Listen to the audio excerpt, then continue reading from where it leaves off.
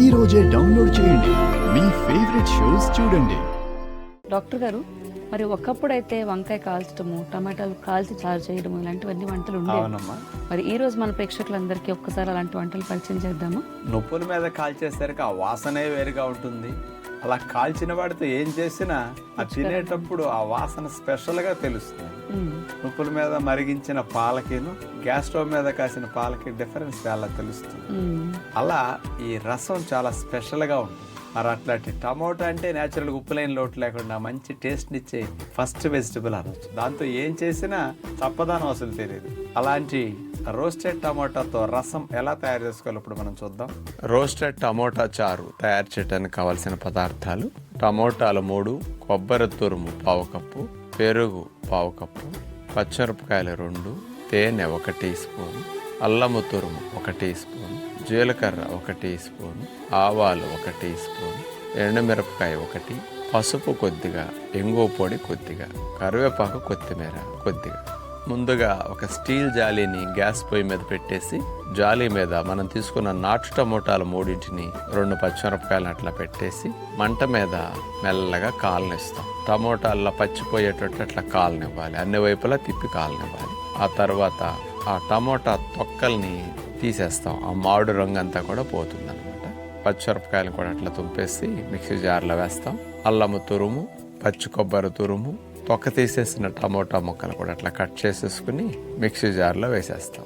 అందులో పెరుగు వేసేసి కొంచెం తేనె వేసేసి మూత పెట్టేసి గ్రైండ్ చేస్తాం. ఇప్పుడు ఇంకా ఫైనల్గా తాలింపు పెట్టేసేయాలి. చిన్న బాండి తీసుకుని అందులో మేగడ వేసేసి ఆవాలు, జీలకర్ర, ఎండుమిరపకాయ ముక్క, కరివేపాకు వేగిన తర్వాత కొద్దిగా ఇంగువ పొడి వేసేసి ఆ తాలింపుని ఈ రసానికి కలిపేస్తాం. అంటే టమోటాలు మంట మీద కాల్చాం కాబట్టి పచ్చిపోతుంది కాబట్టి ఇక డైరెక్ట్గా రసం కూడా మరిగించాల్సిన పని లేకుండా అలా తాలింపు పెట్టుకుంటే సరిపోతుంది. మంచి ఫ్లేవర్తో ఈ చారు చాలా బాగుంటుంది, ట్రై చేయండి. ఇలాంటి రసాలను ఎప్పుడన్నా మీరు సూప్ లాగా త్రాగొచ్చు. భోజనానికి ఒక 1/2 గంట 1 గంట ముందు తాగేసేయచ్చు.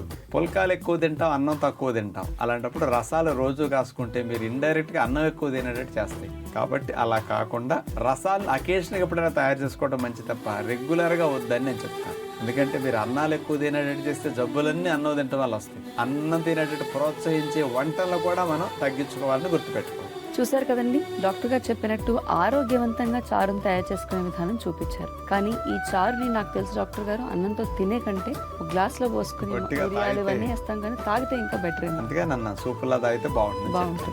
మన ఇంట్లో కెమికల్స్ లేకుండా లిప్ బామ్ ఎలా చేసుకోవచ్చు అంటే 1 స్పూన్ హనీ బీ వ్యాక్స్, మైనపు పట్టు నుంచి వచ్చిన మైన 1 స్పూన్, దానికి కొబ్బరి నూనె, కోల్డ్ ప్రెషర్ కొబ్బరి నూనె 1 స్పూన్, కోకో బటర్ 1 స్పూన్, ఈ 3టికి విటమిన్ ఈ క్యాప్సూల్ 1 తీసేసేస్తాం.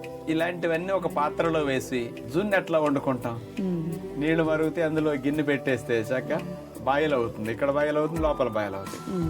అలా ఇవన్నీ కరిగిపోతాయి వ్యాక్స్లో.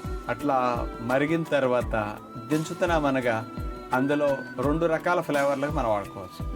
ఒకటి ఆరెంజ్ ఆయిల్, కొంతమందికి ఆరెంజ్ ఆయిల్ ఫ్లేవర్ ఇష్టం అయితే లావెండర్ ఆయిల్, ఏదన్నా కానీ కొంత వేసుకుంటే మంచి ఫ్లేవర్కి పనికొస్తుంది.